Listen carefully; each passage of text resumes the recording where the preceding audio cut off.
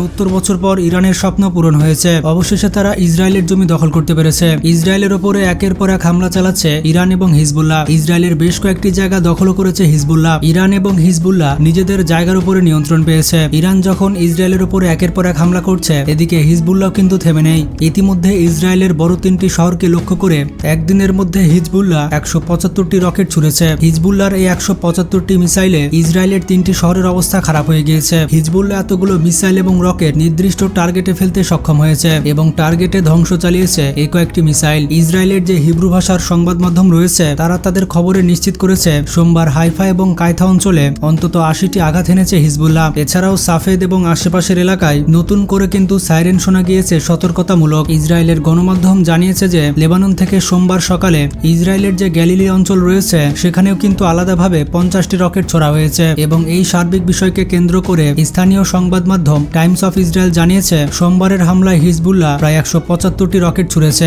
এই ঘটনায় ইসরায়েলের পত্রিকা স্বীকার না করলেও এই হামলায় অন্তত 7 জন আহত হয়েছে এবং সামরিক ঘাঁটি এবং ক্ষয়ক্ষতির বিষয়ে তারা নিশ্চিত করেছে। অত্যন্ত গুরুত্বপূর্ণ এই বিষয়টি নিয়ে আমাদের হাতে কিছু ভিডিও ফুটেজ রয়েছে। ইসরায়েলের সংবাদ মাধ্যম ওয়াইনেট প্রকাশ করেছে এই ধ্বংসাত্মক ভিডিওগুলো। দীর্ঘ 70 বছর আগে হাইফার এই অঞ্চলটিতে ফিলিস্তিনের মানুষ বসবাস করত।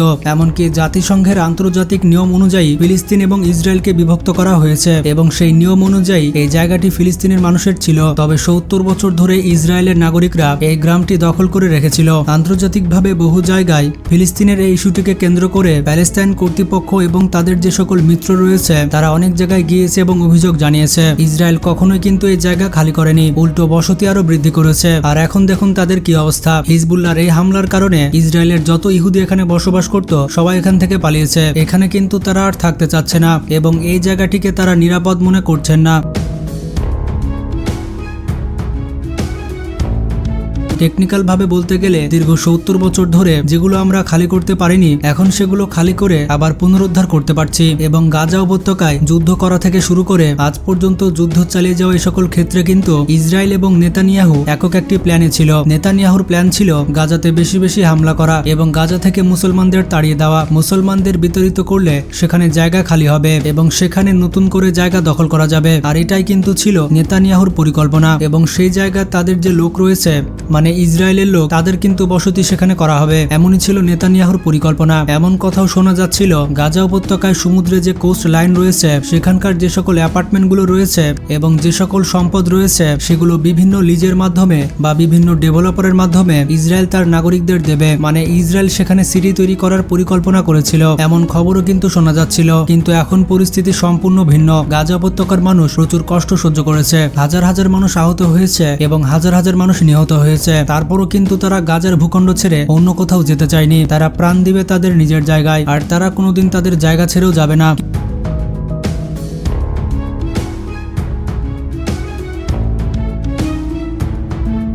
কিন্তু ইসরায়েলের উত্তর সীমান্ত থেকে বলতে পারেন ইসরায়েলের প্রায় 99% জনগণ সেখান থেকে রীতিমতো পালিয়ে এসেছে এবং কোনোভাবেই উত্তরাঞ্চলে হিজবুল্লাহর মিসাইলের ভয়ে সেই জায়গায় আর তারা ফিরে যেতে চায় না। ইসরায়েলের জনগণ পরিষ্কারভাবে বলে দিয়েছে দরকার পড়লে দেশ ছেড়ে চলে যাব, কিন্তু তারপরও ইসরায়েলের উত্তর সীমান্তে এই জায়গায় আর বসতি করব না।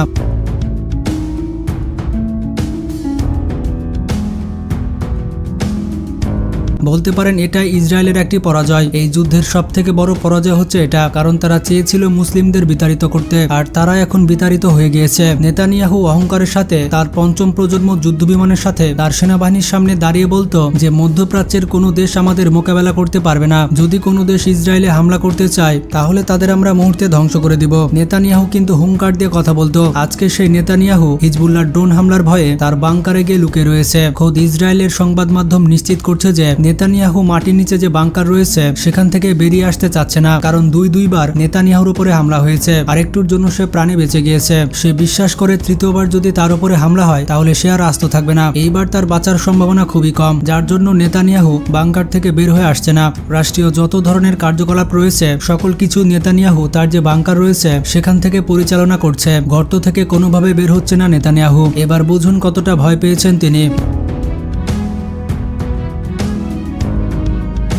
মধ্যপ্রাচ্যের যুদ্ধ যখন ইসরায়েলকে কেন্দ্র করে একটি নেক্সট লেভেলে চলে গিয়েছে, এমন অবস্থায় তুরস্ক ইসরায়েলে তেল রপ্তানি করছে। তুরস্কের কাছ থেকে এটা মানুষ মোটেও আশা করেনি। তুরস্কের বিরুদ্ধে এমন অভিযোগ উঠেছে, পাইপলাইনের মাধ্যমে ইসরায়েল আজারবাইজান থেকে জর্ডান এর মাধ্যমে যে তেল আমদানি করত, সেই পাইপলাইনে আবার তেল সাপ্লাই শুরু হয়েছে, এমন অভিযোগ উঠেছে তুরস্কের বিরুদ্ধে। যদিও তুরস্ক এই অভিযোগ অস্বীকার করে বলেছে যে আমরা কোনো রকম তেল দেইনি, তবে বিভিন্ন গণমাধ্যমে এই বিষয়টি সুস্পষ্টভাবে প্রমাণিত হয়েছে যে পাইপলাইনের মাধ্যমে তেল এসেছে। এখন তুরস্ক সে বিষয়টি জানে কি জানে না সেটা কিন্তু ভিন্ন বিষয়। এমনও হতে পারে তুরস্ক অজ্ঞাত নয়, যাতে করে পাইপলাইনের মাধ্যমে ইসরায়েলে তেল সরবরাহ করতে আজারবাইজান সক্ষম হয়েছে। তবে তুরস্কের স্টেটমেন্ট হচ্ছে, আমরা কোনো রকম তেল পাঠাইনি। লাল রঙের এই যে পাইপলাইনের দাগ দেখতে পাচ্ছেন, এটি হচ্ছে তুরস্ক এবং ইসরায়েলের মধ্যে তেলের লাইন। এই পাইপলাইনের নাম হচ্ছে বাকুস হাসবা। এই যে পাইপলাইন রয়েছে, এই পাইপলাইন কন্ট্রোল করে থাকে তুরস্কের কর্তৃপক্ষ, এবং তুরস্কের অনুমোদন ছাড়া কোনোভাবে এই পাইপলাইনের মাধ্যমে ইসরায়েলকে তেল পাঠানো যাবে না। এই পাইপলাইনের পুরো কন্ট্রোল তুরস্কের হাতে রয়েছে। এখন তুরস্ক যদি বলে তেল কিভাবে রপ্তানি হয়েছে তা আমি জানি না, এটা কিন্তু কোনোভাবে বিশ্বাসযোগ্য নয় এবং এই দায়িত্ব তুরস্ক এড়াতে পারে না। গেল কয়েক ঘন্টায় লেবাননের রাজধানী বৈরুতের দক্ষিণ উপকণ্ঠের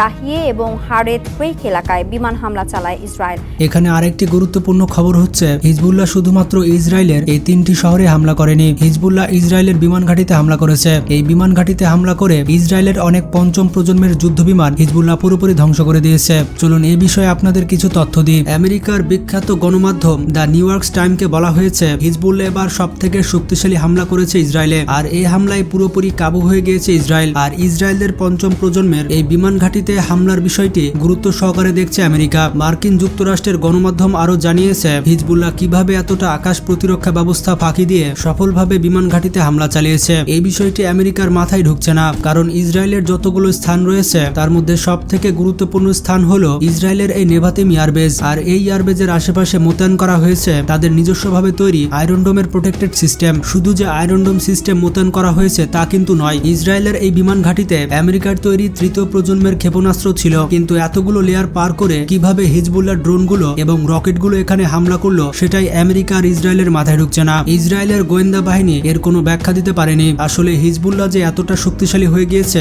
এবং তাদের হাতে যে এতটা উন্নত প্রযুক্তি চলে এসেছে সে সম্পর্কে খোদ ইসরায়েলের কোনো ধারণা ছিল না। ধারণা করা হচ্ছে হিজবুল্লাহর এই হামলাতে ইসরায়েলের প্রায় 10 থেকে 15 বিলিয়ন ডলারের সমরাস্ত্রের ক্ষতি হয়েছে এবং ইসরায়েলের সব থেকে বড় এবং উন্নত এয়ারবেজ নেভাতিম এয়ারবেজ অনেকটা ধ্বংসস্তূপে পরিণত হয়েছে। আবার এই বিমান ঘাঁটি তৈরি করতে এবং বিপুল পরিমাণে পঞ্চম প্রজন্মের যুদ্ধ বিমানগুলো মজুত করতে ইসরায়েলের আবারও বিলিয়ন বিলিয়ন ডলার খরচ করতে হবে। এমনকি এই বিমান ঘাঁটি আবারও হিজবুল্লাহর লক্ষ্যবস্তুতে পরিণত হতে পারে। তাই সব মিলিয়ে বলা যায় ইসরায়েল এখন ব্যাপক চাপের মুখে রয়েছে। এখন ইসরায়েলের সাধারণ জনগণও আর যুদ্ধ চাচ্ছে না, তারাও বর্তমানে শান্তি চাচ্ছে। বর্তমানে ইসরায়েলে লক্ষ লক্ষ মানুষ রাস্তায় নেমে আন্দোলন করছে এবং নেতানিয়াহুর বাড়ি সাধারণ মানুষজন একেবারে ঘিরে ফেলেছে। কিন্তু তারপরও ইসরায়েলের প্রেসিডেন্ট বেনিয়ামিন নেতানিয়াহু যুদ্ধ থেকে পিছু হটছে না। আসলে তার যুদ্ধের লক্ষ্য কি, কতদিন ইসরায়েলে যুদ্ধ চালিয়ে যাবে এবং ইসরায়েলের এই যুদ্ধের ভবিষ্যৎ কি হতে পারে, এ সকল প্রশ্নের উত্তর দিতে পারেনি বেনিয়ামিন নেতানিয়াহু। এই কারণে ইসরায়েলের সাধারণ জনগণ নেতানিয়াহুকে প্রেসিডেন্ট চাচ্ছে না। এখন দেখার বিষয় ভবিষ্যতে কি ঘটে। তো সব মিলে ইসরায়েল এখন বিপদে রয়েছে।